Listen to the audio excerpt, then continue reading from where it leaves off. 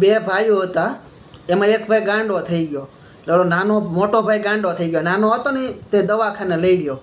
ડૉક્ટરને કહે કે સાહેબ કે જવો તો એ કે આને કે જરાક સટકી ગયું છે એ કે પાગલ જેવો થઈ ગયો. ડૉક્ટર કહે કે આને અંદર લઈ ગયો કે મારે કે જોવું પડશે. તો લઈ ગયા અંદર. તો કે ભાઈ ડૉક્ટર કે શું પ્રોબ્લેમ છે? એ કે સાહેબ કે કાંઈ નહીં કે જવાને આને કે છે ને કે આખો દી કે વંદા ખાધે રાખે. એ કે વંદો દેખાણો નથી ને પકડો નથી ને મોઢામાં મૂક્યો નથી કે પાછો કે સપટીઓ વગાડવા માંડે ને ગાવા માંડે ને એમ. ડૉક્ટર કહે કે આને ઓરો લઈ લ્યો કે મારે કે ચેક કરવું પડશે. ઓલા ડૉક્ટર પટ્ટાવાળાને કહે જાવ તો એ ક્યાંક વંદો લઈ આવો તો. તે પટ્ટાવાળા વંદો લેવા ગયા, લાવીને મૂક્યો હામો. એ કે વંદો ખા ગાંડાને કે. એ કે પાછો ગાંડો ઊભો શું કે ખબર કે કાચો વંદો કોણ ખાય એ કે. તો ડૉક્ટરને એમ થયું કે હવે ભાઈ આને હું ડૉક્ટરને કહે કે પટ્ટાવાળાને કે જાઓ ભાઈ આને કે ગરમ કરી દો.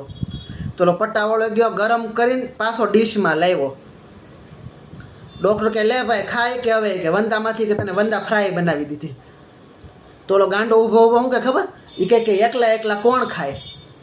તો ડૉક્ટરને તો જોઈએ જ લેવું થયું આ બધું. એટલે ડૉક્ટર ઉપાડીને એ અડધો વંદો ખાઈ જાય પાછો ડીશમાં મૂક્યો. એ કે લે એ કે ખા. તો ઓલો પાછો ઊભો શું કે ગાંડો ખબર એ કે એઠા વંદા કોણ ખાય?